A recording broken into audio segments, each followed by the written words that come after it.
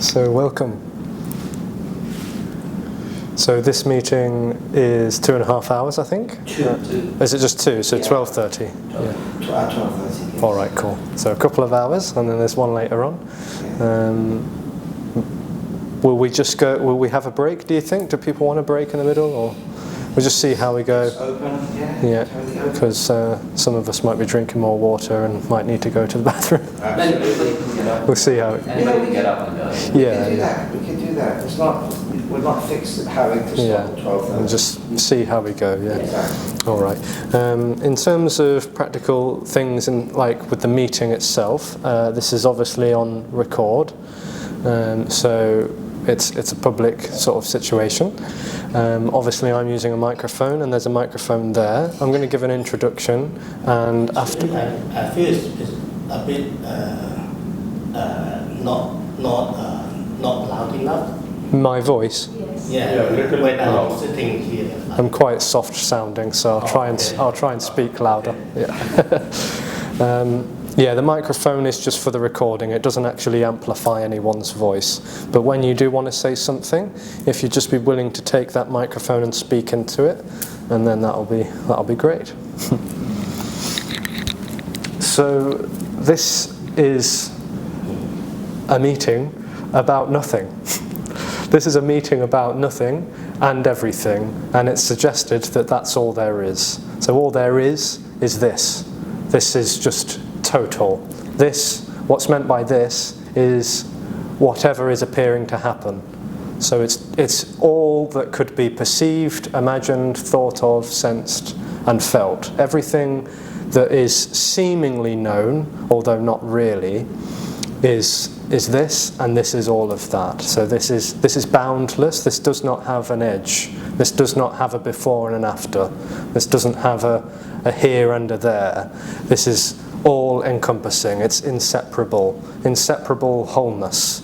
The suggestion is that this inseparable wholeness is absolutely everything and nothing at all. So there are no separate things. This is not a separate thing because this is all there is. So there's nothing to connect up to this. There's nothing to be separate from this. There is only this, which is everything, absolutely everything. So whatever's appearing is this. Even a thought that says there's something else is this. Even a thought or an idea about last night or this morning is this. It's all this. It's total, absolute, unconditional freedom. And it doesn't have a limit. It doesn't have conditionality, although it can appear to be conditioned, but it's not. It's not limited, it's not finite, it's not conditioned. It's nothing apparently happening. And that's absolute. And it doesn't have a meaning or a purpose because there's no thing to be meaningful. There's nothing to be having a purpose. So with meaning comes separation. So if this had a meaning, there would be something else to link this up to. So this isn't going anywhere, this isn't coming from anywhere, because again, this is nothing, and this is everything. So without edge, without boundary, without border, this is meaningless. This doesn't have some grand or sacred purpose behind it, because it's all already absolutely complete and full, and it's totally empty as well. So there's no agenda and intention without separation, and there is no real separation. Being boundless, this can appear to be separate, so this can appear to be limited, contracted, concentrated, finite, can appear to be moving through time and space, can appear to be linear, chronological, can appear to be, in all sorts of different ways, like gravitational, electromagnetic, can appear as elements and forms, shapes, patterns, planets, solar systems, can appear as whatever, but it's all totally empty. There is only this emptiness. So none of it has any meaning at all. What can also appear to happen is an energy that feels itself to be local and concentrated and here, positional, like a felt sense of there being a here in space. Oh. So there can seem to be a sense of here, and that's a felt sense, it would seem. In a way, it seems like a psychosomatic appearance, which just means the organism of the human body, at least, feels like it's located in space and time, and with that comes an objectified reality and an apparently subjectified reality. So that feels like suddenly this tends to happen, for a human body, for many human bodies, at a very early age. And when that seems to happen, it feels like everything else is distant and everything else is separate. So mother, father, caregiver, other people, other objects, the room is suddenly around me. So it feels like everything is distant and separate. Everything is at a distance from someone. That's the illusion. So this energy, being boundless, can appear to be bounded, and that feels like a personal experience. And when that seems to be happening, also thoughts and sensations and ideas, memories, and all perceptions seem to be at a distance from me as well. It's as though I, the subject, am aware of the thoughts, the memories, the ideas, and everything else that could be imagined or perceived. So it's an objectified reality. It's the subject-object dualistic dream of there being a separate reality.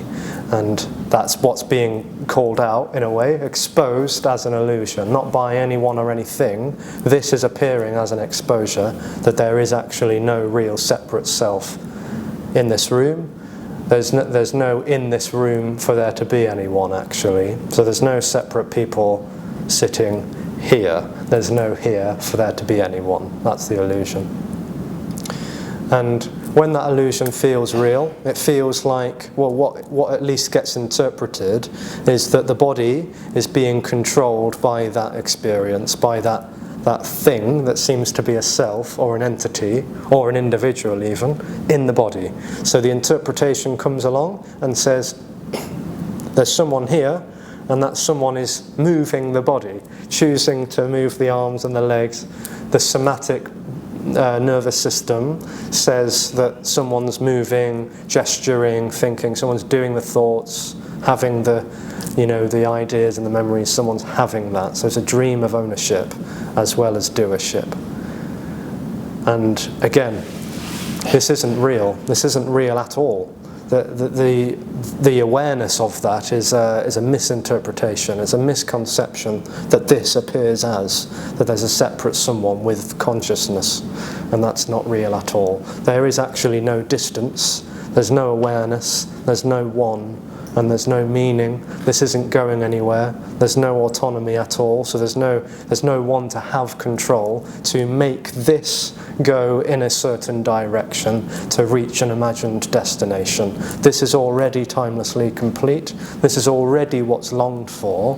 There's just no separate self to long for this, or to relate to this, or to own this. It is all by itself totally complete, without anyone say so.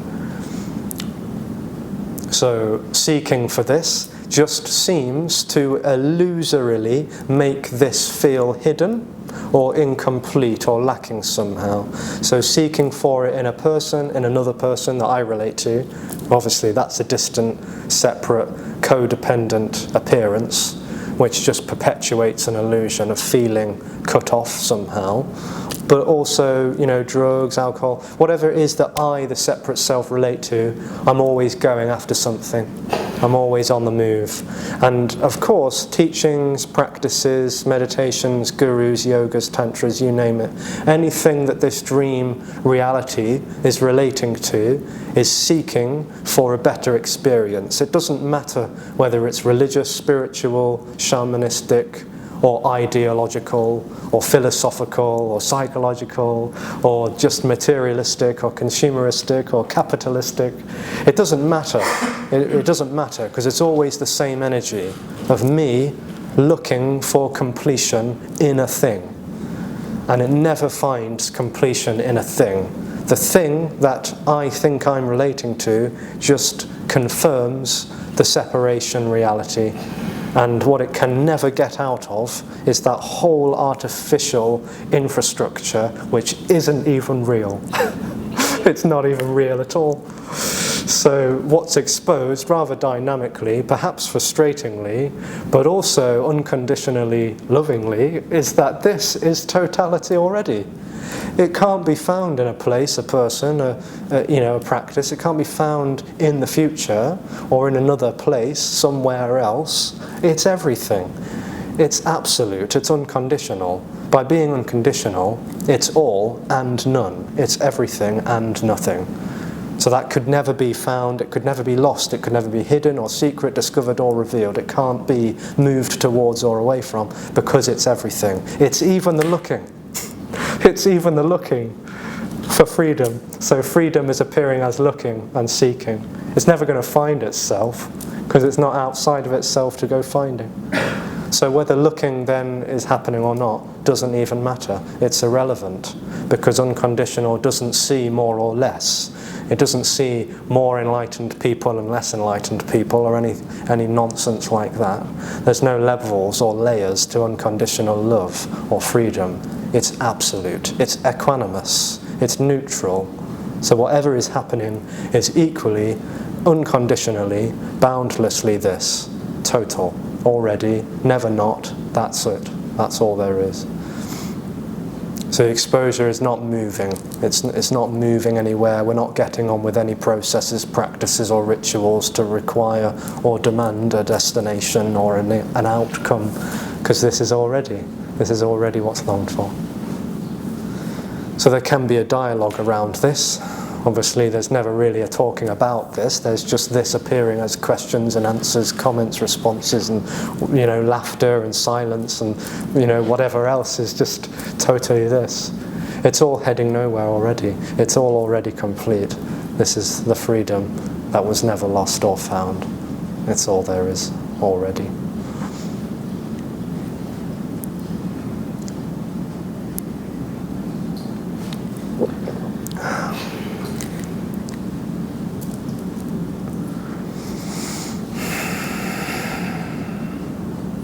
Alexis. Yeah.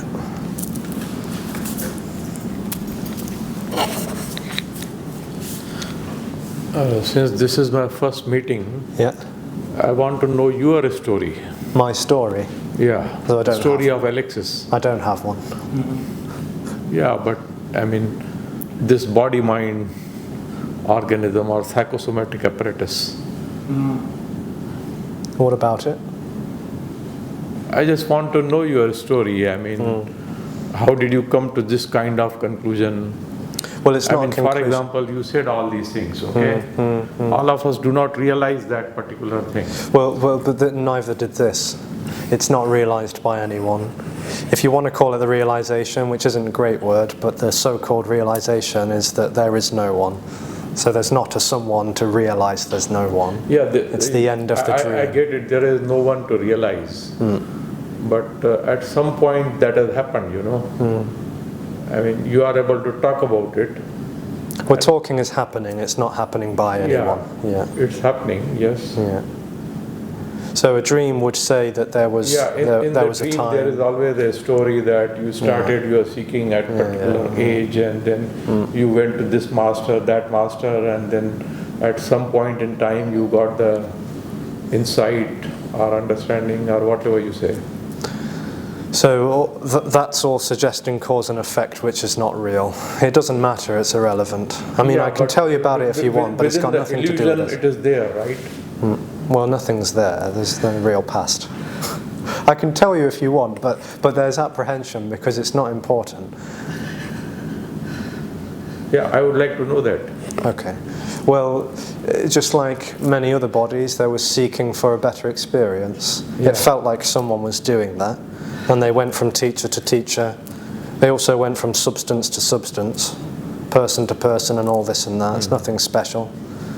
Went to, Buddhists and yogis, Hare Krishnas a little bit here and there, Qigong, yoga, meditation, blah, blah, blah. And then apparently body found someone that wasn't teaching anything, wasn't even talking to a dream, was exposing that was an illusion. And well then, nothing left.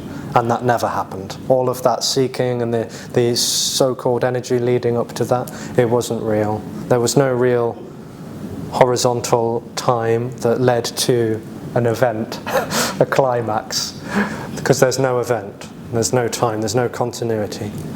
So this is the collapse of all of that stuff. But there was a point of time when this collapse happened, right? Well, it's the end of time that never was. Yeah. You can So there's, the so-called collapse is not a happening. It's not an event. It's not an experience. It never happens. It's not real. The end of an illusion is an illusion. It never happens. Then what about this concept of awakening and enlightenment? And Well, it's self-realization misleading. and all that? It's misleading because it sounds Misleading. like something's really happening, that something's really changing, and that all suggests time and space and causality, and that's all part of the dream. That there's continuity, there's separation, there's causes and effects, and all this stuff. That's dream stuff. Enlightenment is everything. It's unconditional. Liberation. Total. But we have been listening to this message, what you are giving, since a long time. No. But somehow that doesn't sink in here. Well, there's no requirements. There's no requirements. It's not like you have to come to these meetings to discover this. You never will. You never will discover this. Because this is already. There's no requirement. This is already liberation.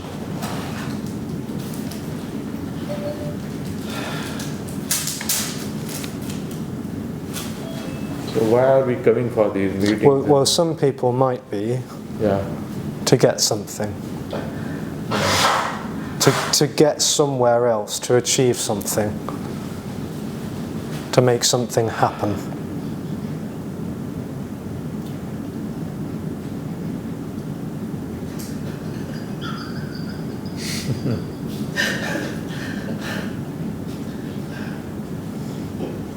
For that individualistic dream energy, it's always on the move. It's always trying to go somewhere else.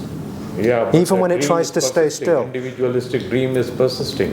But it's an illusion, yeah. But even trying to stay still or to be here now is still sort of subtly on the move to reach a desired outcome. Yeah. This is already what's longed for. That's what can't be heard. Everything is already what's longed for.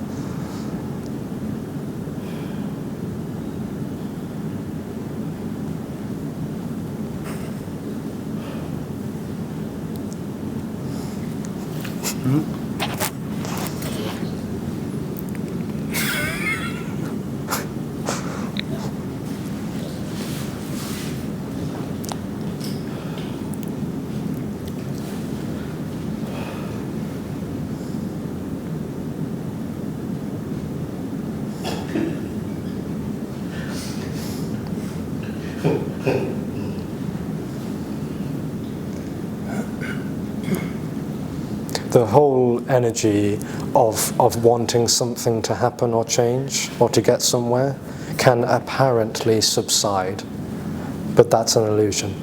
That's an illusory process. It never really happens because it suggests time. But that whole energy of wanting to go somewhere else, to change, to become, to impress, to improve, to that whole sort of neurosis, the agitation of separation, it can seem to subside and wobble, but of course, that's an illusion. That's not real. But it won't get that. That's not a getting. That's not an achievement. That's not an acquired thing, you know.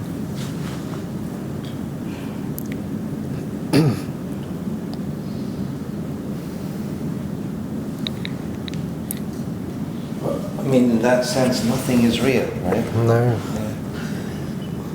Already, yeah. Already, yeah.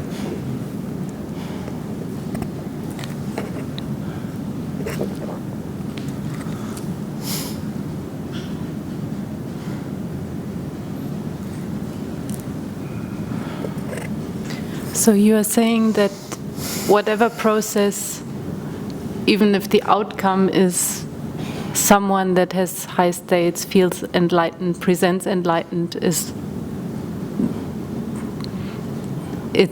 an illusion. Yeah. Well, if it feels like someone is enlightened, it's almost definitely an illusion. Yes. Because there's no such thing as personal enlightenment. In Yes. fact, there's no such thing as a person. Yeah. So there's no person to be unenlightened either. All of that nonsense goes right out the window because there's no people. Yeah. There's no separate individuals really.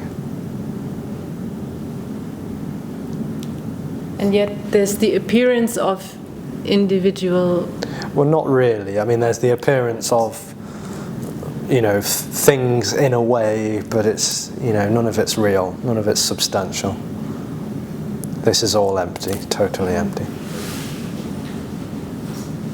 But there's no individual. The individual is not actually an appearance, because where is it?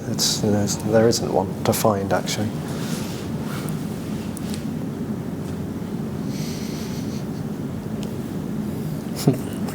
I get it that there is no individual. I understand it, but there's a point and place where that awakening happens. It never happens. Huh? The awakening never happens. It never happened. No, it's a dream. It's the end of a dream. Yeah. A dream never happens. But end of dream happened, So the dream never happens, so awakening from the dream never happens. As though the dream disappears, it never was. There's no before and after. That's timeline. That's not real.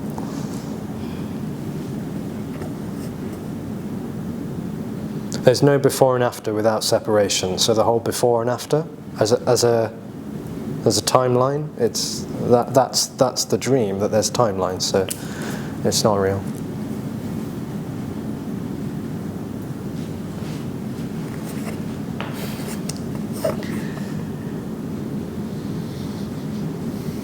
So if here there is an experience of individuality and the life around it seems to have meaning, is it a requirement for the meaning to drop? No, nothing's required. Nothing's required. There's no right or wrong. There's no good and bad.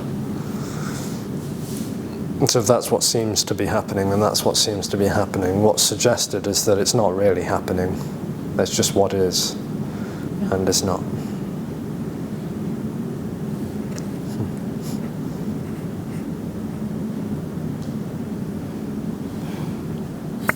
What about so many paths for self-realization? They call it It's dream stuff. Yoga, they call it bhakti, they call it Bhakti, karma, jnana, meditation and all that. I mean, what is your idea about all that? Well, if it's talking to someone, then it's a dream. If it's trying to help someone to realize, it's a dream. Because there is no one to realize or be unrealized.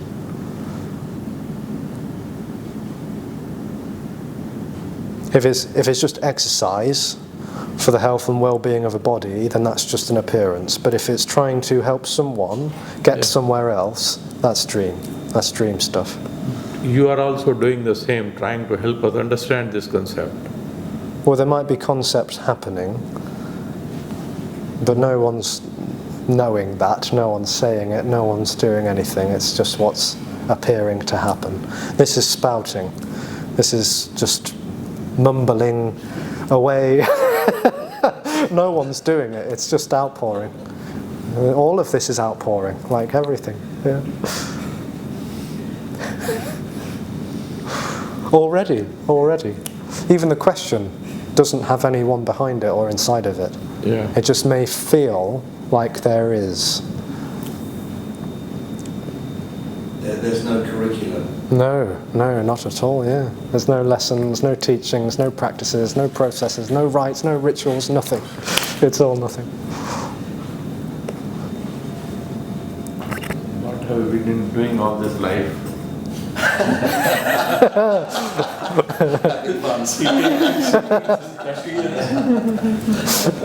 Going to retreats and I know. Yoga and all that. Yeah. The wonder of it, you know? The wonder of looking for this, which is already. But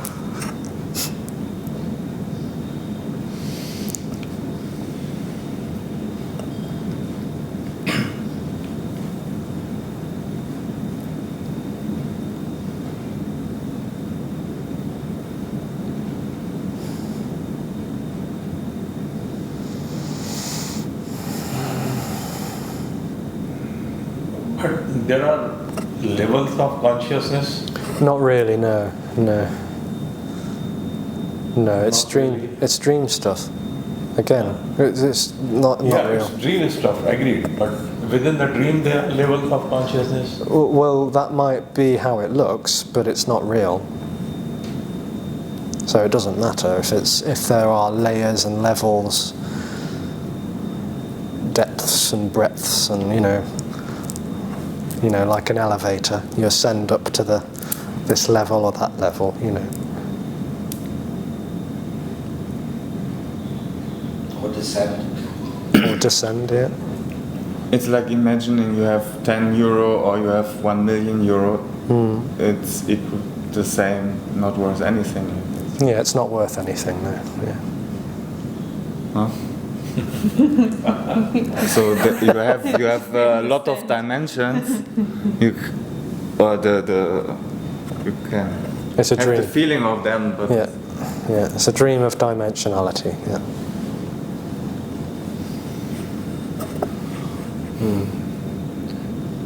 I'm feeling that the standard situation in that kinds of talks is that the questions come out of a lot of assumptions. They can do, yeah. Like assumption of doership, and I have a problem and this and that, and looking for the right answer to solve that problem, but this problem already is all false. Well, that can seem to happen, yes. The question can appear out of a need for something to change, to happen. Yeah.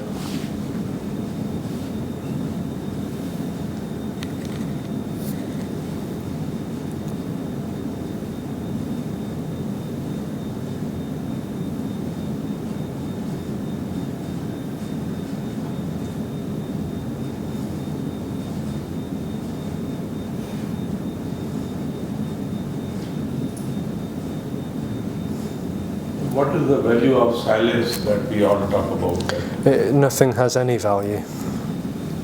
Silence and talking is both equally what is. See, we have so many Indian masters. Oh, They yeah. are all talking about silence all the time. Yeah. That's ironic in itself. Talking about silence, yeah. Yeah. Ironic in itself. Yeah. Talking about silence. Silence and sound it's just what is, yeah. There's no more or less. There's no more reality or less reality. There just is what's happening. So whether it's sound or silence, talking or not talking is all what is. You know, the normal prescription is that your mind has to gradually give up all desires, get blank, and only when it becomes blank and there are no thoughts, then that awakening happens. Sure, yeah. It's, right? Yeah, that's a dream. This is a concept in the scriptures. Yep. Yoga is the restraint of the modifications of the mind stuff. That was the first sutra of Patanjali's Yoga Sutras.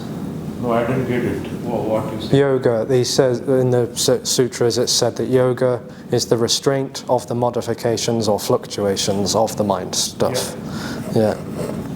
It's talking to someone who could control their mind, which they think they have. It's a complete illusion. Because no one has a mind, and there's no such thing as a mind to still or to get flared up and chaotic. There's already no one in there to navigate that.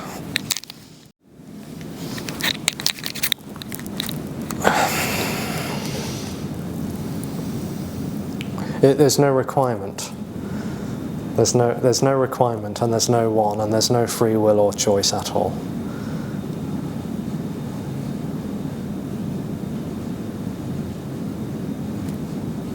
The dream seeker is looking for a better experience. It's state chasing, and perhaps it thinks that by stilling the mind it's going to get a better experience. So it looks to meditate, inquire, practice yogas and tantras and whatnot, so that it can get a better experience for me. For me. What's in it for me? Nothing wrong with it, but it's a dream. It's a complete dream. This is the absence of this, like, whole energy of trying to go anywhere, to achieve something, or even someone in there trying to not achieve. It's just what is.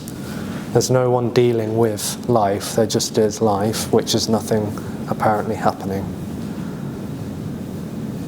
No one doing anything, there is no one to be doing or not doing. It just is what is.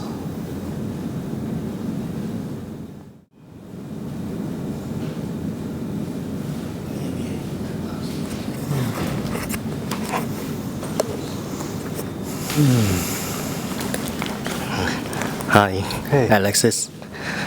I find that when I'm coming back to these meetings or talks or and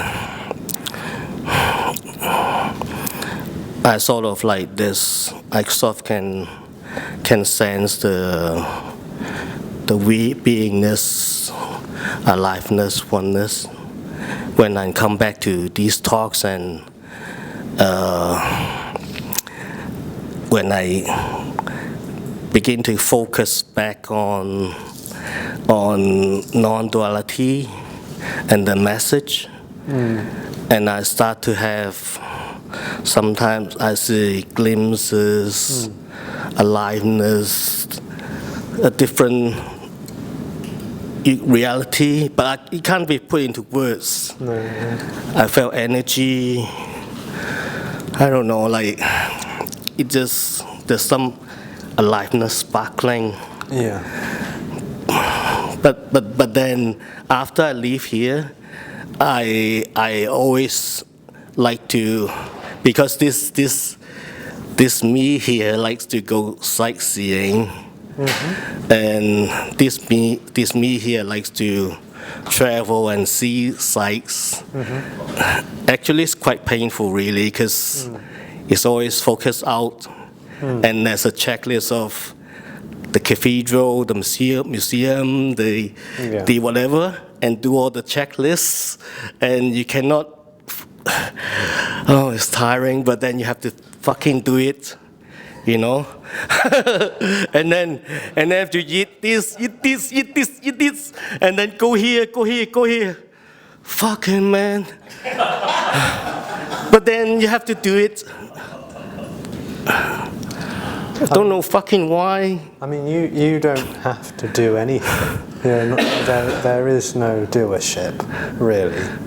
So there's no requirement. And if that's the way body is inclined, then that's the way body apparently is inclined. But it's not real, and no one's there. No one's really doing anything. No one's doing. I don't know. I feel there's a fear, underlying fear. If I don't do it, sure, something will happen, or I'm missing out on life, or I'm missing out, I have to take every fucking picture of everything, and each statue you have to take one side, this side, and back side, and all that, and you have to do all that and get all that. I don't know why you have to do it, but then there's a drive to do it, and it's quite painful. and then I don't see the glimpses anymore. I don't see the oneness anymore. But when I come back here, I see the oneness. Actually, I'm not seeing it. Yeah, it comes. It comes by itself. Exactly. You're not really seeing. Yeah. I'm not seeing it. It comes by itself. It appears by itself. Like when you were talking about whatever.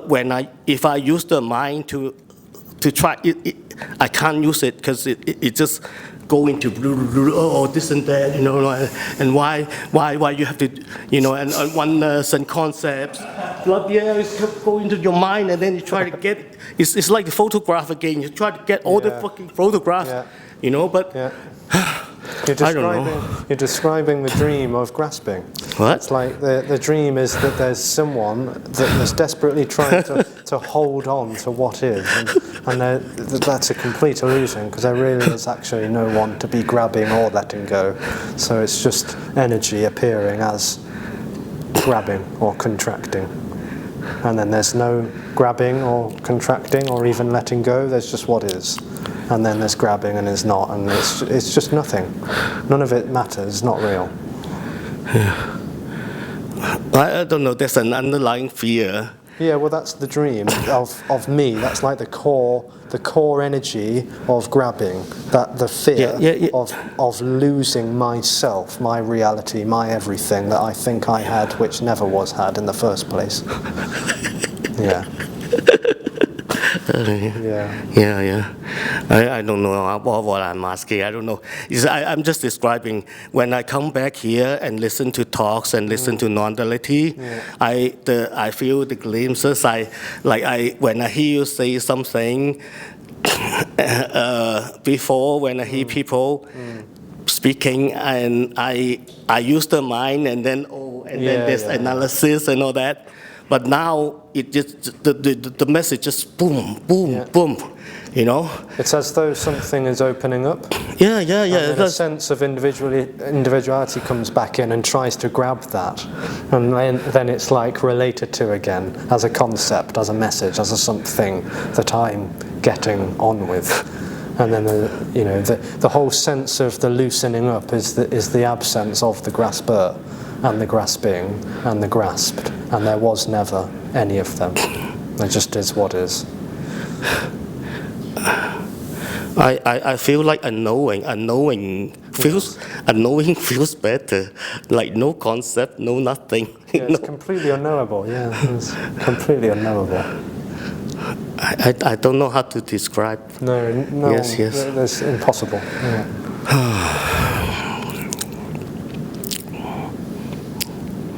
So I guess my question is, oh God, what the fuck? What question?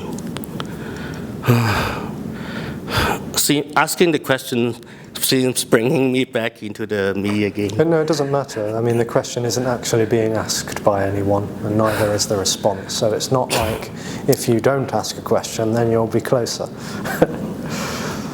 No. I think I feel I'm in between states or something. And then the me want to ask, okay, why? Okay, I'm here. When I focus back on non-duality, then I feel the glimpses, I feel the seeings, I feel the openings. But then when I go to sightseeing and all the checklists and all the cities and all the towns and all that, it seems the seeing glimpses and all the openings, they gone, vanish. So is it, but there's no I, is it? There's no I, but is it I have to, it's not have to, right? Is it I have to focus on more on this? No. There's no such thing as non-duality. To focus on non-duality is subject-object, which is duality, that is dualistic. So there's no such thing as non-duality that the subject could relate to, because that's two. So there's no relating or focusing on non-duality, and no one ever sees a glimpse. The glimpse is the absence of the someone dream looking out for that to happen as well. So there will never be a coming to non-duality, and there's no such thing as duality to compare to non-duality. All of that is part of a dualistic dream which isn't really happening. So sight-seeing is what's happening, and meeting is what's happening, and all of it is equally nothing apparently happening. There's no more or less. There's no closer or further. There just is what is, which is nothing at all. Oh, I think I'm asking that question because I feel like that there's a me here that can choose sightseeing or choose non-duality and then focus on non-duality, getting the glimpses two different better. Things, two different things, one called non-duality and one called sightseeing. That's two. There's neither. There's neither. It's all what is. It's all what is. And is not. It feels like I can have control over whether I choose this or that. Right. Well, that's being called out as illusory. There's no one anywhere to be choosing to do anything. There's no one in control. There is no control at all. No control. No one chose to come here. No one chose to turn up today.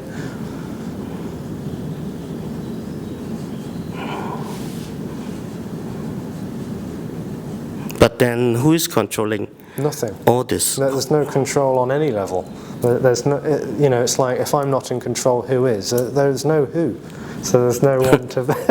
It's chaos. This is anarchy. There's no control whatsoever. I mean, control is separation as well. Vehicle and driver. There's no two on any level. There's no separation for there to be control at all. Control is two, right? Yeah, and there isn't. There isn't.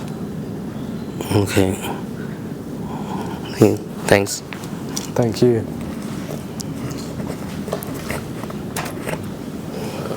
It doesn't look like chaos. It looks like everything is organized. You know? From the dream perspective of continuity, yes. Without continuity... Can we say that there's a cosmic consciousness which is controlling everything? That's the illusion, yeah. That's a projection from the dream that there's a someone here that has autonomy and projects that misinterpretation onto the apparent cosmos and says that has autonomy as well. Yeah, there's no autonomy on any level.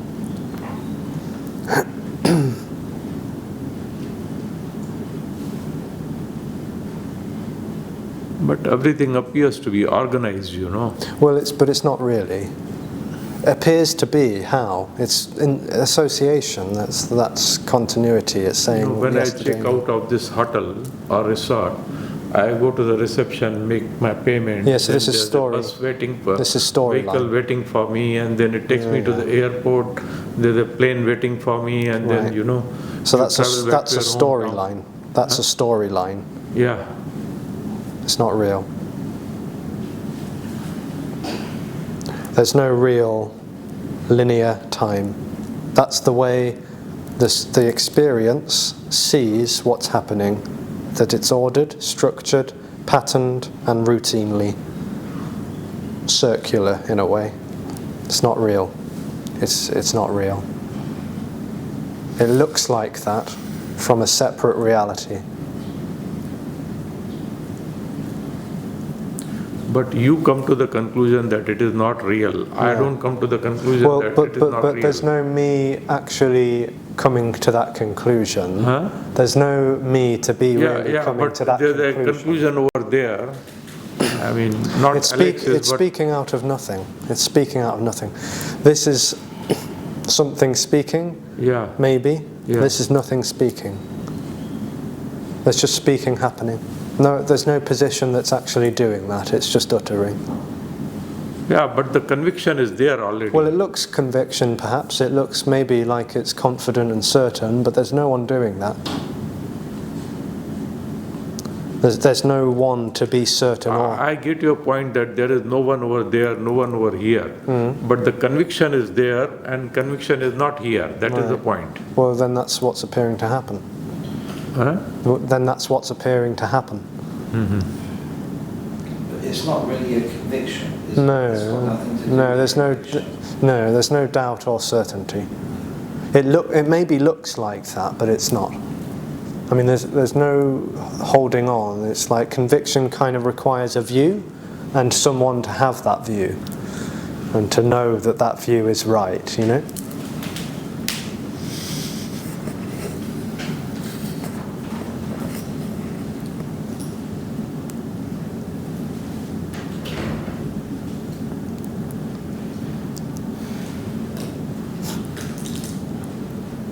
I mean, the me loves conviction. It feels real. And it gives it a sense of security, yeah.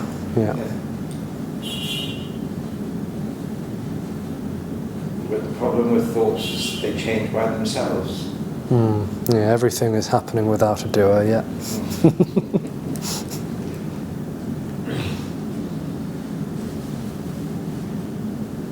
The dream also takes itself ever so seriously, you know, like it's so serious and important to me.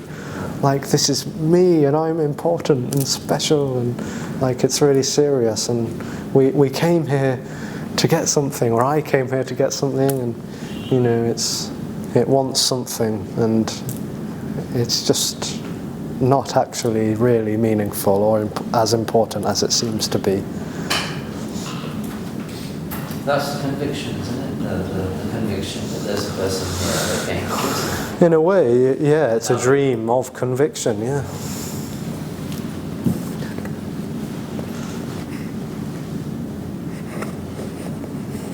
Yeah.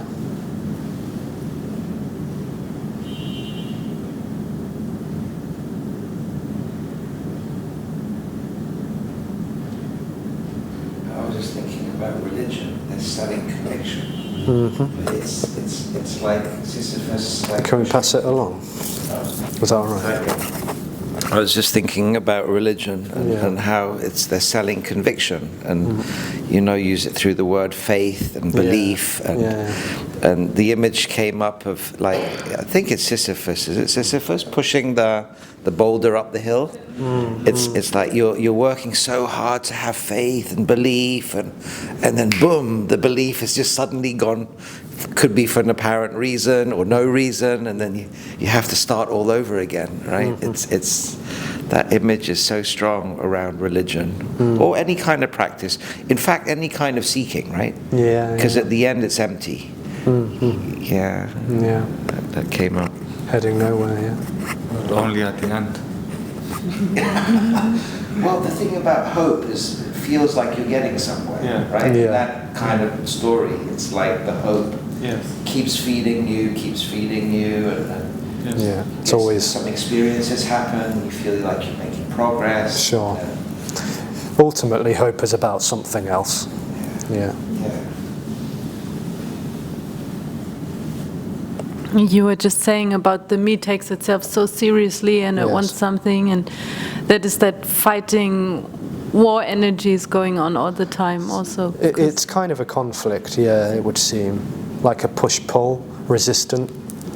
Yeah, resistant kind of energy. Because seeking is resistance and resistance is seeking. To the dream. Yeah. If there's a dream that's seeking for something else, it's resistant to what is. Yeah. And that can all get very serious and important very, very quickly.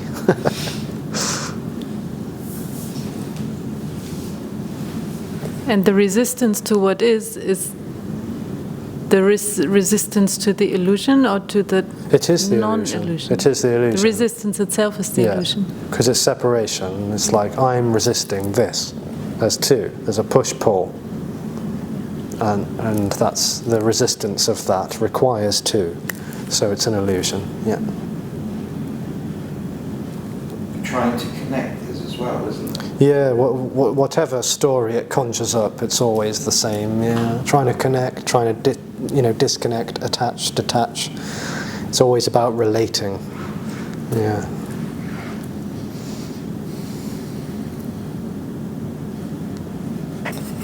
What about fear? Is there fear over there? Well, there's nothing anywhere. There's no over there. Huh? There's no over there. There's no where. It's just what is. For example, here there's the element of fear in many situations. Uh-huh.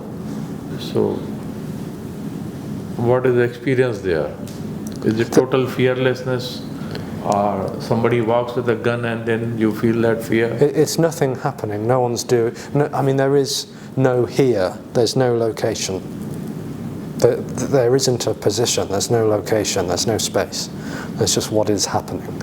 If a body walks in with a gun, then perhaps there's some kind of response, a fight or flight response, because the nervous system naturally seems to present that if it's in danger. But fear on the personal level is a kind of fear of my own absence. Yeah. For the dream. The dream kind of fears its end, which it could never know. That's the personal fear. That's the dream. That's the dream of being a person and fearing that one day I won't be around. But it can't know that because it's not going to be there.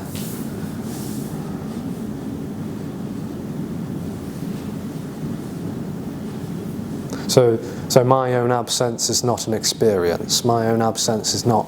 It's not even a thing to be feared, really, because there's no one's going to be having that. No one's going to be around to know what that's like. It's not like anything. So it's fear of the unknown.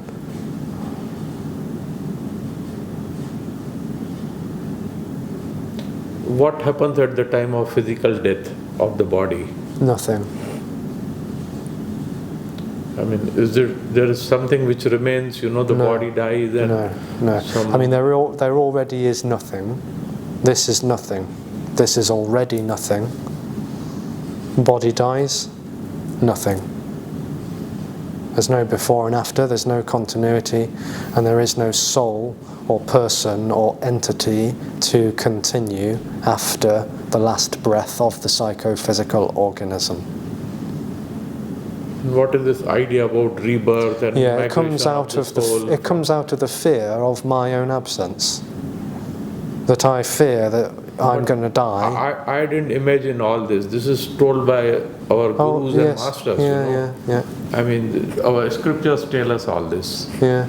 It did not come to this mind. No. Yeah. But it seems to come for many out of a misconception that there's someone in the body and that someone does not depend on the body because it fears its own absence and it fears that the mortality of the body will end with me not being around either. So it tells a fictional, fantastical story about me jumping ship from one body to another because that keeps it feeling safe and secure in a samsaric, cyclic reality that goes on forever. It gives it a sense of security. Feels very safe. Because it's heard about people dying, it's seen maybe some people die, and so it thinks one day I'm going to die. So it tells itself a hope-driven story that just because the body dies, I will carry on. It's like a bedtime story for a child. But there are actual stories of people, children, telling that in my last life I was born there, and then the bomb exploded, and then I died because of that bomb explosion, and then that child is taken to that particular place. Yeah, it's very convincing. Then he is able to identify parents and the house and all that. It's like supremely accurate details. Yeah, very intricate. Yeah, and it's very convincing. Yes. That's not happening to anyone. No one's actually telling that story or recalling that story. That's not actually happening to anyone. There's no substance to that appearance, and there is no real continuity that allows that whole thing to be carrying on. It's not real. It's completely illusory and insubstantial. I get it that it is all illusory, but within the illusion there are certain facts. But what does it matter if it's an illusion then? What's the... within the illusion, that is a chair. Within the illusion... objectively. Yeah. Objectively, yeah.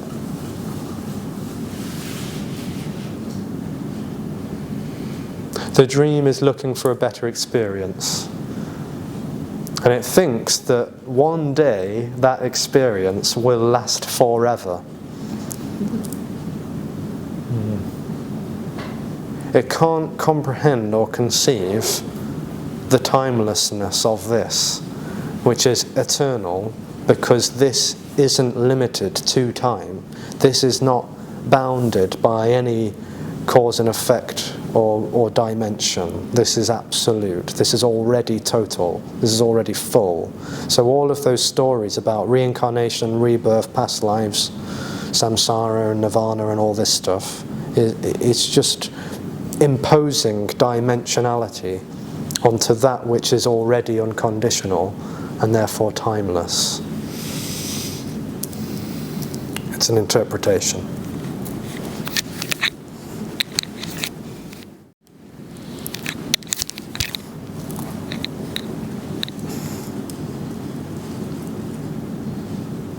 But all those teachings of last 5,000 years, starting from Krishna and Buddha and Ramana Maharshi and all that, I mean, you don't give any weightage to that?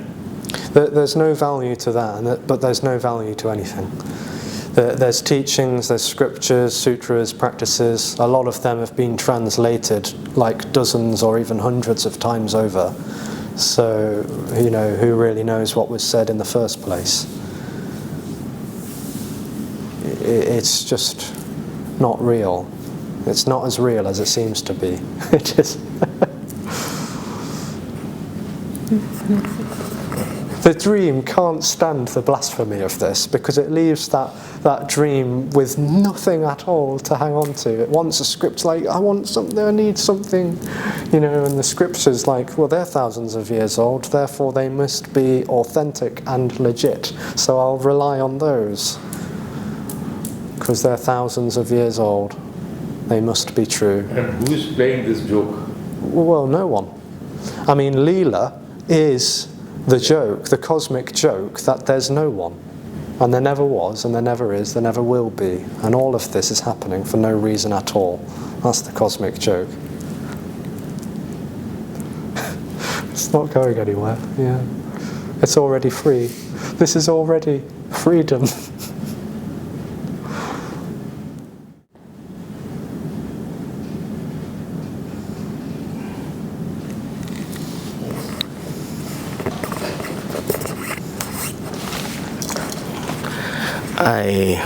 When I watch your videos, sometimes you say there is only immediacy. What does immediacy means? Well, immediacy, as one definition, and just conceptually, is the absence of distance. And distance is separation. So there is no separation. There is no distance. There's only immediacy. There's no things that are separate and distant from each other. All there is immediacy. It's total. So it's not meaning things appearing immediately? No. Oh. I mean, in a way, but not timely. Like, it's not even close. It's not fast. It's just totally this, like immediately this, nothing else other than this, total. Then you have to disappear, though. Yeah, total. The me has to disappear. Well, it doesn't have to. It's not there already. Nothing has to happen.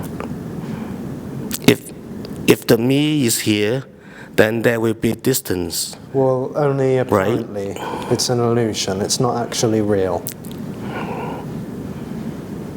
But the me cannot see that apparently, right? Well, the me's not really there to see that. Yeah. The dream is that they're seeing things at a distance from me. So it's never going to see immediacy, because that's not distant. It's closer than close. It's not even millimeter. And there's no position. There's just total immediacy. It's everything and nothing at all.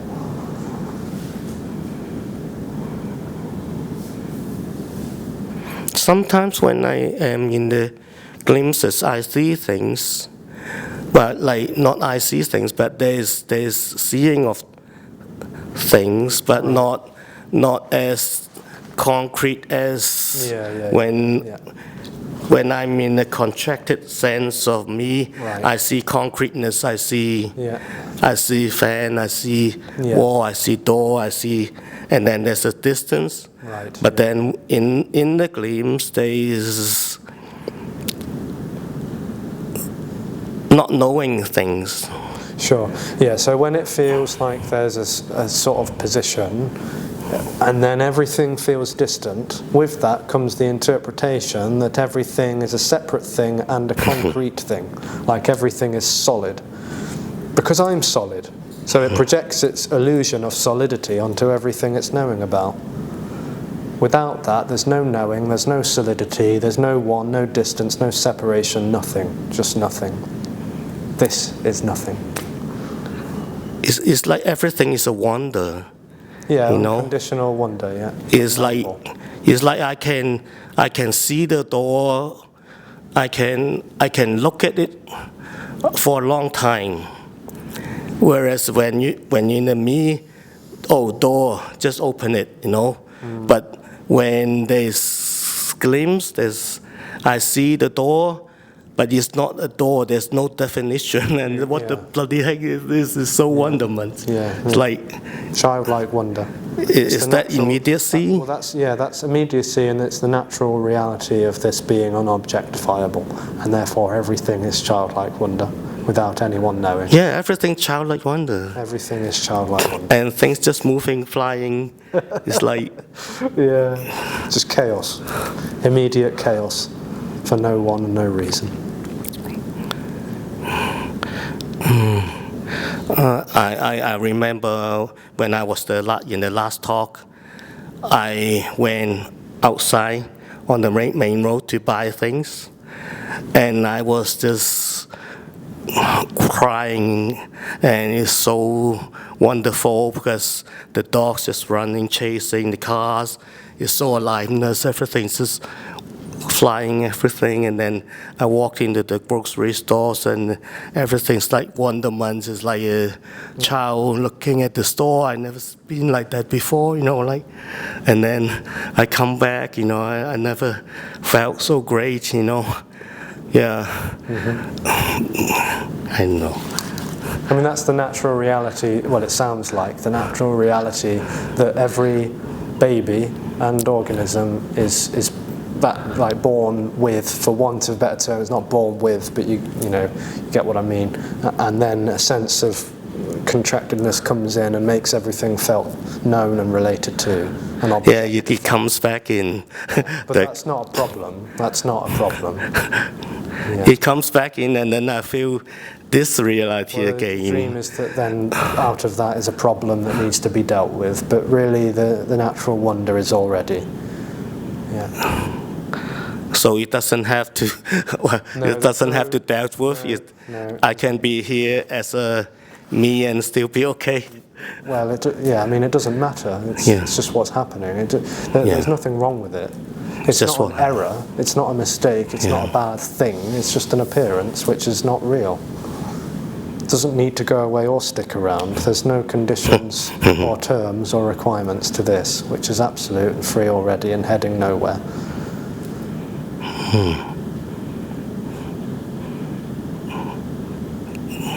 But that was immediacy what I sensed before, or? Well, you didn't sense it, but it was just immediacy. Immediacy, childlike wonder, nothing happening, everything. Yeah, when I'm in the me, I always have to ask questions. But when I'm in those childlike wonder, there's no questions. Like it's just great. There's no questions, and there's no one to be asking or not asking. What? It's not a state. It's not an experience. It is already.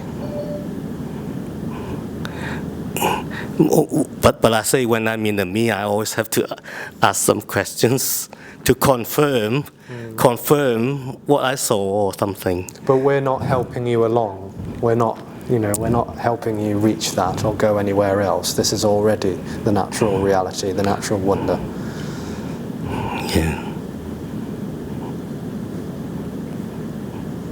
This is already the natural wonder? Yes. Even if everything there's a contracted energy, I'm in the me? Well, everything is unconditionally free. Again, there's no requirements, there's no more or less. It's like if there's a sense of contraction, that's not less this. That's not more separate. It's not more or less anything. It's not closer or further. There's no dimension. It's just what is. If a sense of contractingness is happening, that's what's happening. It doesn't matter. It's not an obstacle. It's not in the way. It's just what's appearing to happen. But it's completely insubstantial. But I feel I suffer a lot more when I'm in a contracted sense of me. It is the dream of suffering, really, in a way. The suffering of separation. But the illusion is that no one gets out of that. No one lives to tell the tale. No one actually gets out of that separation and lives to tell the tale. It's your absence. You won't be there. The dreamer dies with the dream, and then there's just the natural wonder, which is completely impersonal, already free. But I don't know. You cannot have, you cannot. How do you get to your own absence? Yeah. It keeps coming. The dream is how. Like, how do I get Yeah, I know. projected destination that I think I'm going to be in? It's like asking, how do I fall asleep? You never do. And you're not there when sleep is happening.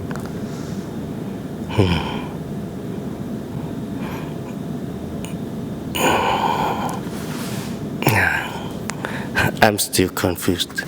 Cause that's when, I don't know, I feel things, it comes by itself. Yeah. And then I have no questions, and then I have not this no disturbance, no this how do I things, but then when I'm in contracted sense, then it start asking all these questions.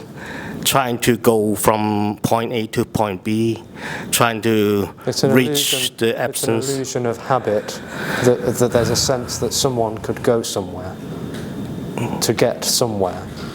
It apparently comes back, which is an illusion of coming and going, and it misinterprets that it was there when a glimpse happened. It thinks it was there when the glimpse happened, and that it recorded that as a memory, and then it thinks about how it's going to get back there to my own absence. It wasn't there.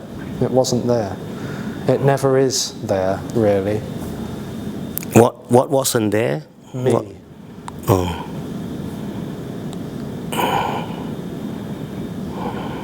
So in its dream of continuity, it looks around for a better experience, and now that better experience that it thinks it's going to get is called my own absence. It can't conceive that my own absence is the complete disappearance of that energy altogether. It can't comprehend what that is, because that's not a thing to be comprehended. It's already not there.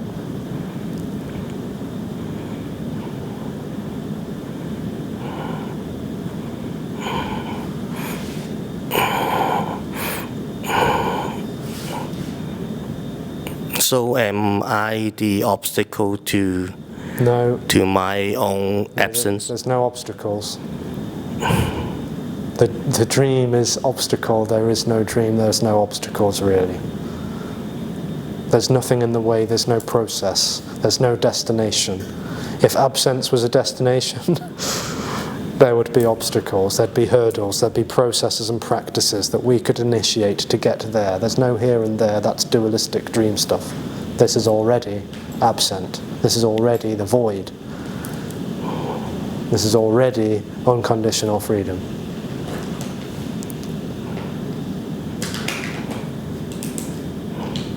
But it doesn't feel like it too. Well, then but there's no such thing as a feeling of absence. It doesn't feel like anything. It's not a feeling. But I still have suffering. I still have angry episodes. I still have things that disturb me, keep coming up, and all that. So it doesn't feel like freedom or. But what does freedom isn't a feeling. Freedom is free. It's unconditional. It can't be limited to a feeling. It's like this feels free and that doesn't feel free. That's conditional. We're talking around unconditional freedom. So whatever the hell is going on, only apparently going on, is freedom. It's unconditional freedom. Whether it's anger or joy, elation and bliss, tranquility, or rage and fury, aggression, sadness, sorrow, grief, remorse. It's like total. It's everything. Absolute. Nothing excluded. All encompassing. Because I thought, like my interpretation of freedom is when all those things arise, like anger, fear, you're not disturbed. What? Freedom on my own terms, which is freedom appearing as an interpretation as to what freedom is. Like not being affected by those negative it's things. A state. That's an imagined state that someone could be unaffected by the so-called circumstances of life. It's a dream. So what is freedom then? Everything and nothing. Everything and nothing. I don't understand it. Yeah. No one does. It's not understandable.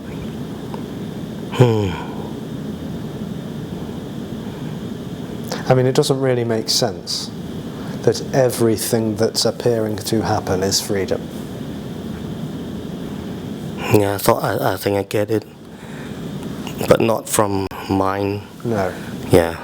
I mean, if you say that this is freedom but that's not freedom, you've conditioned freedom, which isn't free. That's a constriction, which is the antonym to freedom. Freedom, in the way that's talked about, is unconditional.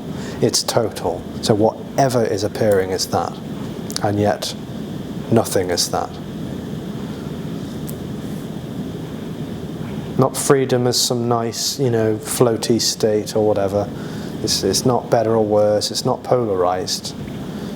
It's everything. So this is already freedom. Yeah, which is everything and nothing.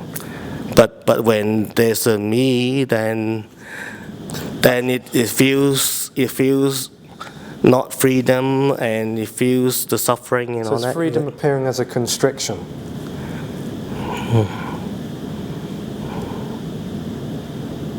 As a limitation. Which means suffering. Well, then it's freedom appearing as suffering.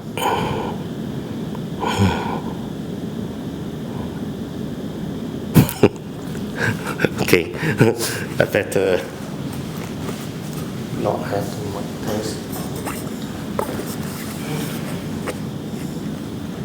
What is this concept of grace? Grace.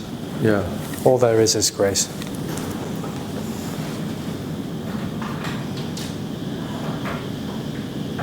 All that is grace.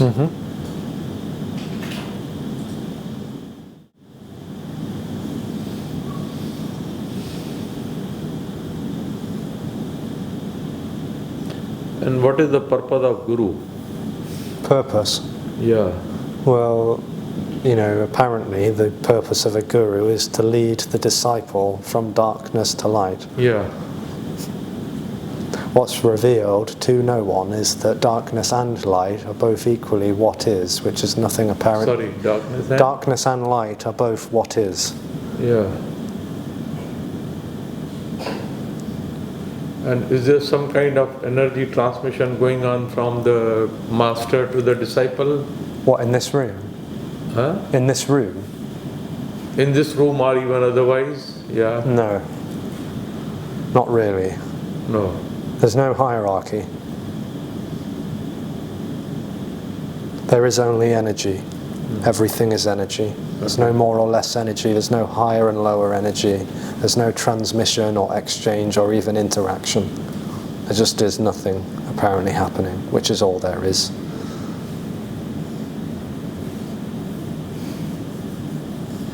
And what is your idea about Kundalini? Well, again, everything is energy.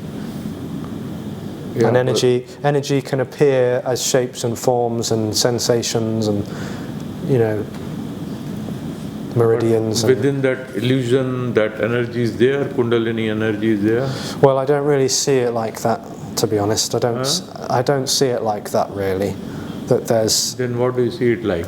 Nothing. I don't see it like anything. There's no I seeing it like anyway. You had any Kundalini experiences? There was different sensory things going on, but none of it means anything. None of it's paired up with meaning and purpose to get somewhere else. Because all there is energy. Energy doesn't have a name. It doesn't have a purpose to it. So whether it's trapped in the base or the heart or in the left arm, it doesn't matter. Because all there is energy.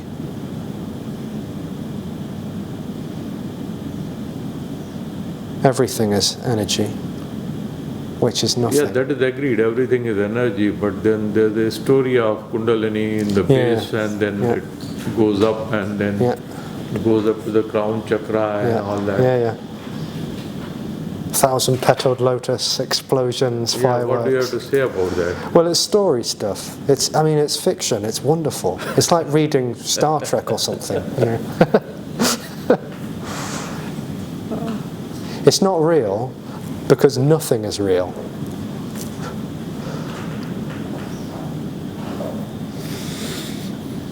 I'm not saying it can't happen. Like, energy can express in all sorts of ways, but none of it's real, substantial, and none of it matters or means anything. Then there's nothing to discuss, actually. Nothing to discover, did you say? Nothing to discuss. Yeah, nothing to discuss. Well, it's just discussing happening, yeah. Which is nothing happening, yeah.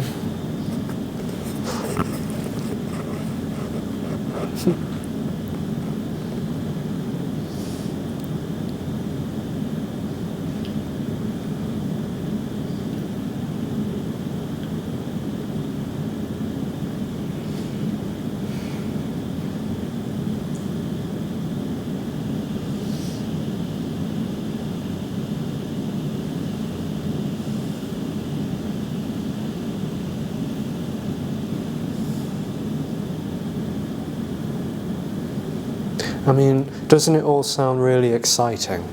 This whole, like, all the stories about Kundalini, energy, awakening, explosions, fireworks, dynamic experiences, traversing planes, going off to other realms. It's like, it's really exciting to a dream. It makes it feel excited and like we're going somewhere.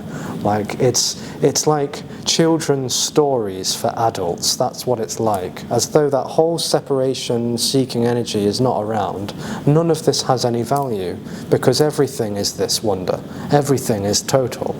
Like, everything is this wonder. There's no need for all these stories to go somewhere else to achieve, to improve, to become, you know, all of the wants to fulfill something. It's like, it just loses its value because it doesn't matter. It doesn't need, there's no need to be going anywhere. It's just what is, which is full as it is already. Like, everything is that wonder. Even the most mundane, ordinary, apparent things is just total wonder. So this sort of need for that specialness seems to be coming out of a dis-ease with what is. Yeah. This seems mundane and not good enough, so I will find or tell stories about how this could be more Yeah. That's what these stories are for, really. To make this seem more appealing or attractive or exotic.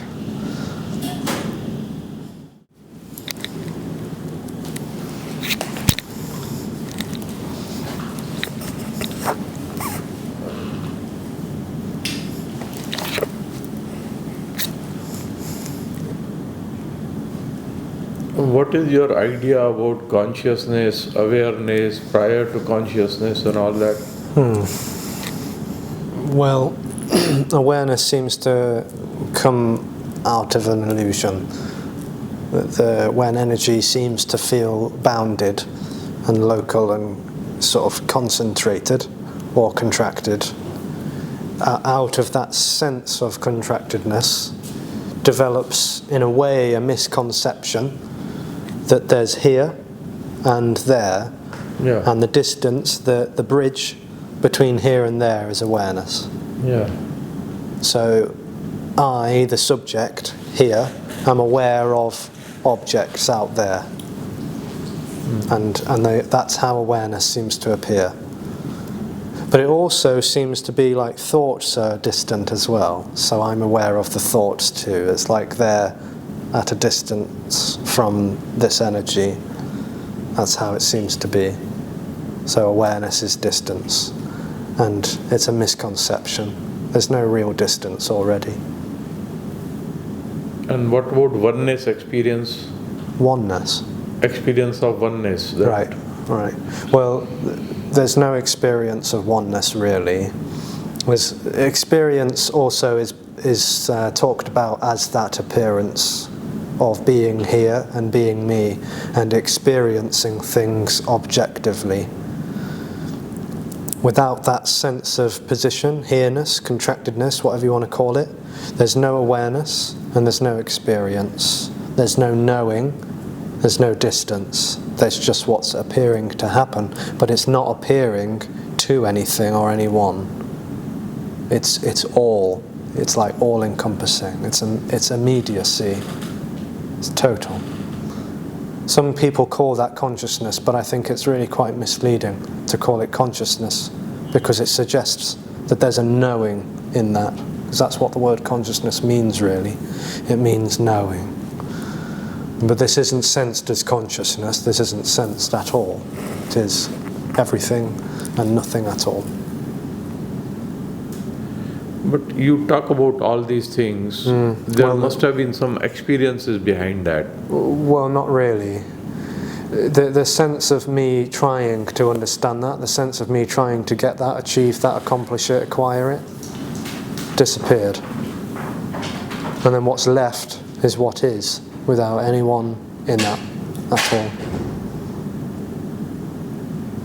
So every gesture, every expression, every movement, every word, every thought, everything ever that seems to appear is no longer, and never really was, with anyone.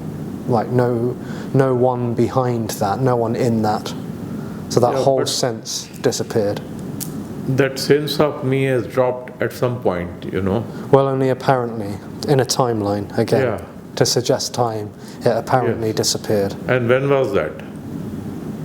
Well, it never really happened, but apparently 2023. 2023. Yeah, in the illusory timeline. And what were the surroundings like? There was no conditions to that. There aren't conditions to that. Yeah, that is agreed. But at that moment, I mean, you are in a park or you are at home or whatever, I mean. There wasn't a moment when it happened, but there were things that seemed to happen where it was like there was a sense of there being, someone, and then there's no sense of that, and coming and going, glimpses, resonating, disorientation. None of it means anything or matters, has no specialness to it, and it never really happened. You know, it happened when I was out and about, it happened when I was at home, but there's no conditions to it. It's not like if you go here or do this. No, that is agreed. But Yeah. I'm asking you this thing. Yeah. Well, that's how it appeared to happen. Yeah. But there was never a moment where it's like, now there's no one. It's not like a finish line, you know? Okay. It's not like a, oh, now. Now there's And no one. you must have been associated with some masters or gurus, some... I went through my fair share of teachers and practitioners, yeah. Like? Well, all sorts. I mean, it doesn't matter. It didn't lead to anything, so. But yeah, I had a shop around. Read books, sat with some, listened to more.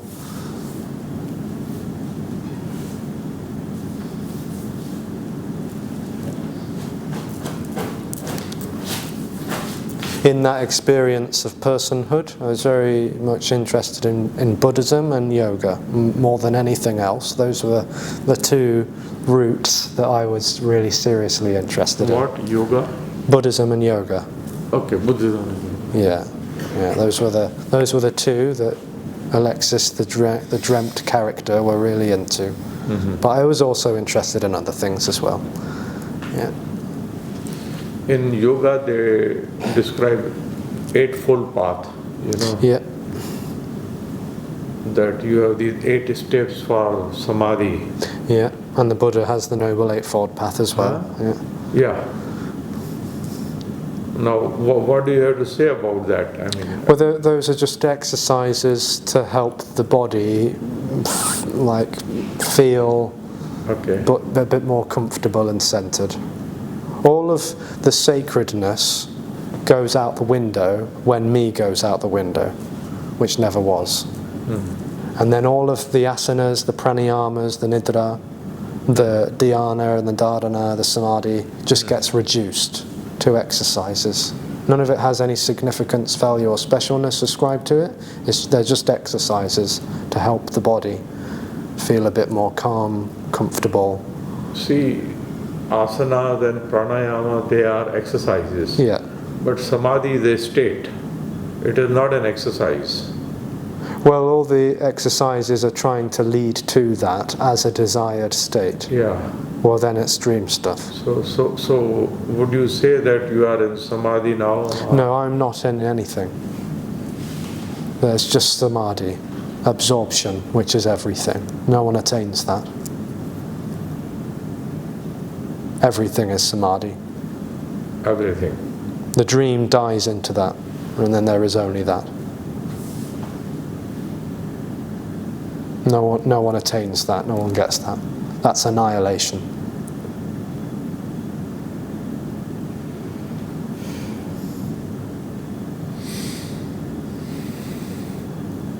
And there are types of samadhis also, Yeah, it's all. Heard about that. It's just the details, none of it's special. It's just not significant. Intricate details about where to place, sort of focus and whatnot. Yeah, doesn't matter.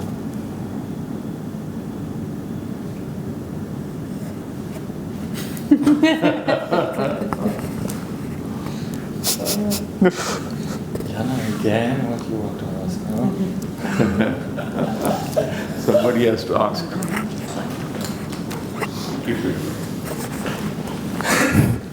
Hi, I would like to ask, when there's no one, there's still awareness, right? No. No? No, awareness dies with the dream that never was. But I mean, you can still see things and you can still hear things. Right, so seeing and hearing perhaps is appearing to happen, but there's no you seeing. So there's no distance, there's no awareness. Seeing is apparently happening.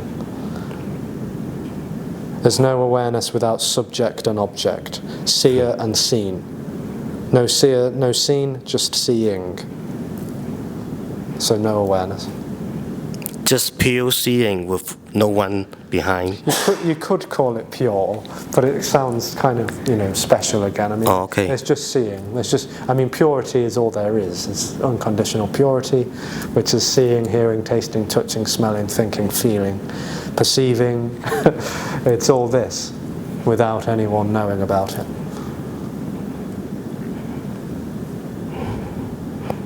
Sometimes when I see things, like there's just seeing, just seeing, right. with no.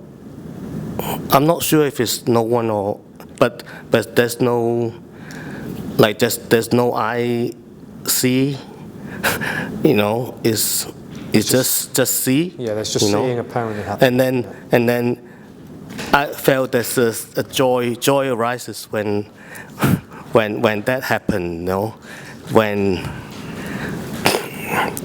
there's a feeling of stretching into infinity, the seeing, like it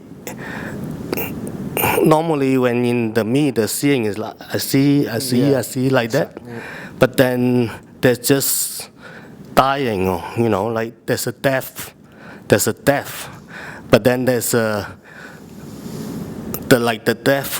death of the person, but then there's a joy arises, like it always there's a joy, like Impersonal, yeah.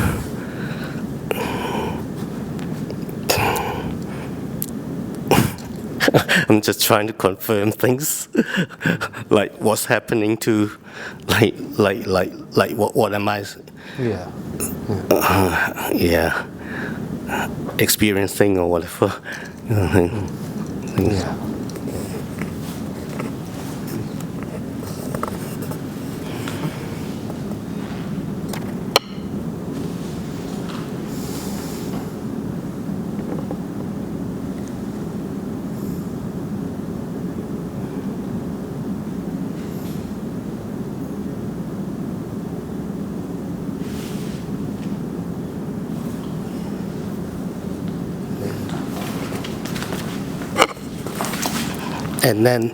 And then anger sometimes happen too, like, and it goes into really angry. And now I kind of realize it's like the me wants to really exert itself,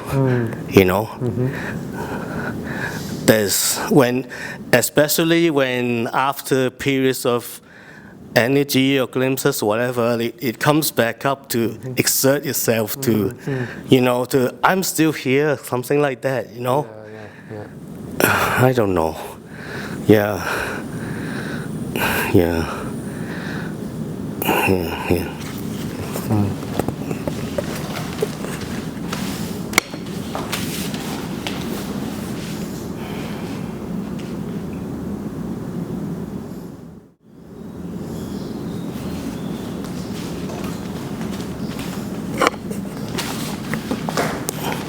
And in Buddhism there are bodhisattvas and all the sky beings and all that. And somehow they do rituals to pray for them. It's all dream stuff, or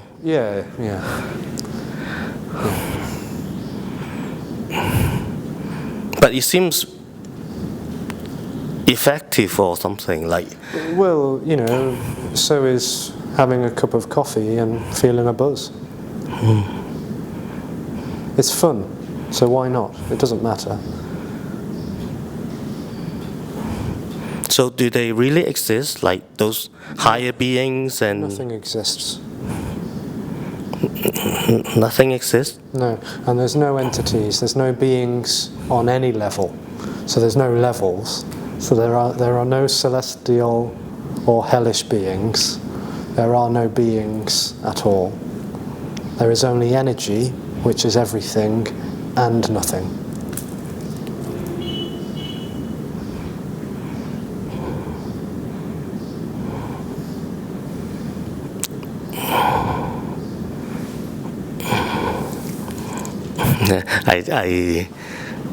I don't know. hard to grab around that. No, it's impossible. I mean, energy can appear as angels, demons, Buddhas, bodhisattvas, yakshas and whatever else, but none of it's real and none of it's personal, and there are no real separate entities that this is actually being. This is nothing apparently happening. It's all is manifestation. Which is nothing happening.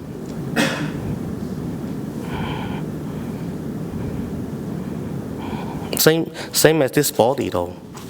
Well, yeah, everything is just this, nothing, insubstantial, empty.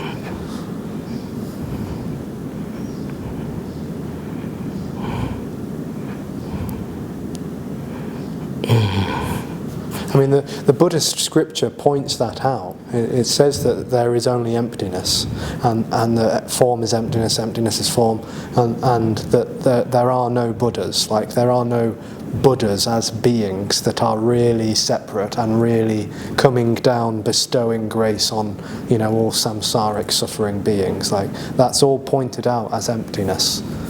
It's all empty. There's nothing is excluded from emptiness. Nothing gets out of emptiness. There is only emptiness. So they do point that out. But then teachings come in and tell you how to get there or achieve that. Well, then it's conditional. Then it's talking to a dream. There's nothing wrong with that either, because that's emptiness appearing as a teaching. So it doesn't matter. It's not in the way. It just is what's appearing. Okay. Yeah.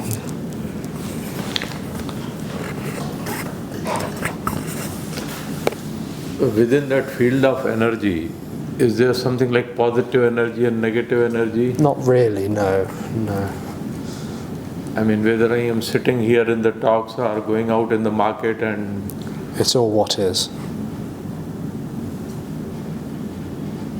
So no difference in quality? No difference or similarity. Huh? No difference or sameness. Okay. No comparison without separation.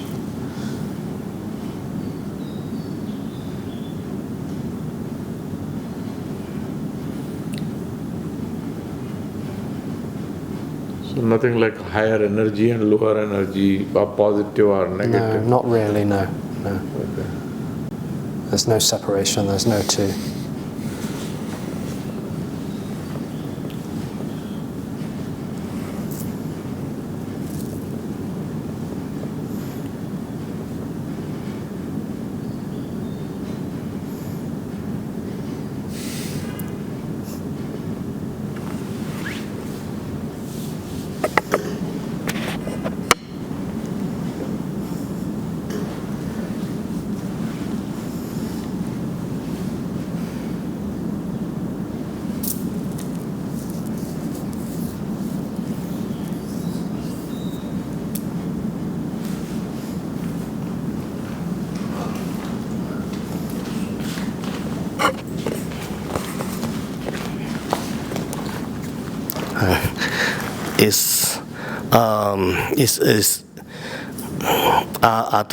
Are the thoughts the core of the me? Like, no. It seems the thoughts are things that really create suffering or disturbance in this. When you think, like the thoughts create the different judgment or differentiation of things. That thought itself is a thought. That's a misconception that thoughts are the cause of my suffering. It's telling a cause and effect story about how thoughts are causing problems, and they're not. That's just thoughts happening. Yeah, there's no core, there's no source, there's no origin or foundation. All of it is nothing happening. Thoughts are not in the way, they're not obstacles, they're not problems, they are nothing, thinking. But usually it's when there's a negative thought or a thought that, oh, I hate that guy, or oh, he's too loud, or he. They only seem to be negative. It seems. They only seem to be negative and positive when they're related to by someone. If they're not related to, they're neither positive, negative, good, bad, right or wrong. They are just what's appearing to happen. Oh, so when there's a me here, then there will be disturbance of. It's a dream in a way, a dream of disturbance in a way, but even that's not really in the way. It just is what's happening.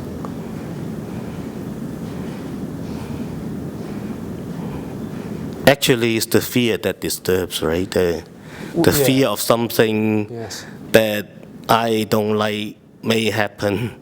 Yeah. Or the existential disease of being a someone, which is not happening to anyone.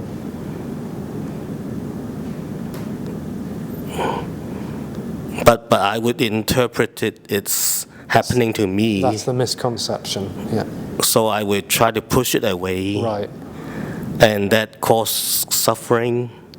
Not really causing suffering, it is suffering. And that's not really happening. Or things that happening, but I take ownership of it, and then I try to push this away. It's a dream that someone's separate to own, relate, know, and do. It's not real. And then that someone is not there, No. but it feels there because... It's a misconception that someone's there. But how does that misconception arise in the first place? Well, it seems to arise from a sense of energy, feeling bounded, feeling positioned. Like bounded in the sense body. Bounded to a body in a way. It kind of feels like a whole psychophysical experience of being here, being located, being bounded, and then the nervous system in its dream of continuity interprets that's someone's here, that there's a here and that someone is here. And that's a psychosomatic, physical misconception. Energetically, it feels like someone's happening, and that someone that's happening can control what's happening and can deal with it, navigate, negotiate, approach, and so on. And that is not there. That's the illusion. So no conceptual understanding is going to bring about the absence of that, because it's already not there.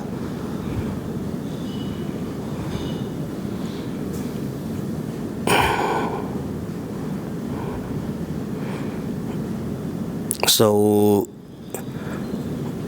the end of the contraction, nobody knows when that will happen, and you cannot decide when it will happen. Who's going to decide? Who's going to decide? Yeah. Then you may feel bounded forever. You may feel being the me forever, stuck with the me forever. Then. But no one's stuck with the me. No one has a me. There is no one, and there is no me. Me is not an object. So no one has a me, and no one gets rid of it. It's this, just meing in a way. But it's not really meing, because there is no me there at all. There's just what's apparently happening to no one for no reason, which is nothing happening.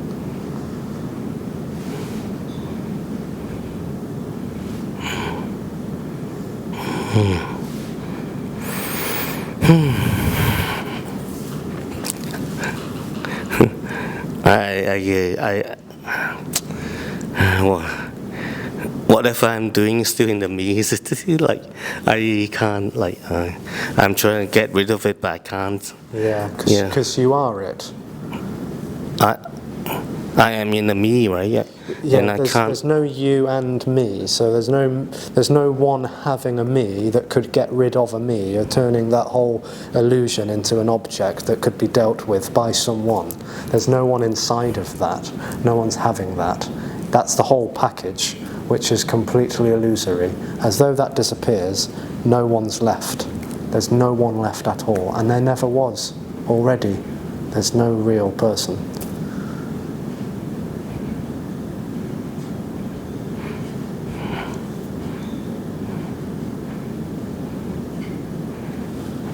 I guess the me is trying to reinstate itself. It's here trying now. to get a better experience for itself.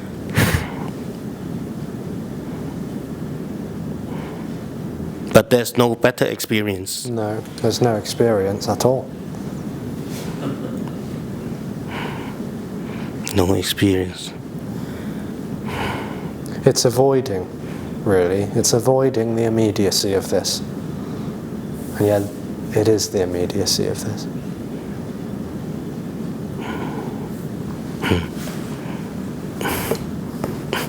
Thank you.